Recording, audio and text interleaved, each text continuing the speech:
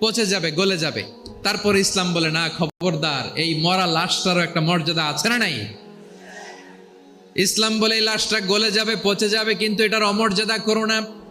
কর্পূর দিয়ে, খেজুর পাতা দিয়ে এটাকে ওয়ার্ম ওয়াটার দিয়ে, গরম পানি দিয়ে ধৌত করো। সাদা শুভ্র ধবধবে কাপড় দিয়ে লাশটাকে তুমি কাভার করো। তারপরে খাটিয়ার মধ্যে লাশটাকে রেখে বিশাল একটা প্রোগ্রাম করো, একটা ফিউনারাল প্রোগ্রাম করো।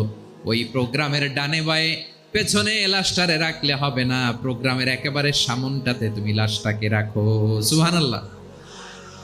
একটা ফিউনারাল প্রোগ্রাম করতে হবে, তাকে শেষ বিদায় জানাতে হবে, যেটাকে আমরা জানাজা বলি। কি বলি? জানাজা মানে মাইয়েতের জন্য দোয়া, তার জন্য দোয়া করা হয়, তাকে একটা সিস্টেমেটিক অর্ডারে কবরে রাখা হয়, সুন্দরভাবে সেটাকে কবরস্থ করা হয়, মাটি দেয়া হয়, পানি দেয়া হয়। তার মানে মরে গেল মানুষের সম্মান বাড়ায় দিয়েছে কে? এজন্য আল্লাহ বললেন ওয়ালাকাদ কাররামনা বানি আদম, বনি আদমের সম্মান মর্যাদা আমি আল্লাহ বাড়িয়ে দিয়েছি। মানুষের সম্মানে তুমি কখনো আঘাত করো না, ঠিক কি না? তাহলে ভাই, প্রথম মেসেজ হচ্ছে, দ্য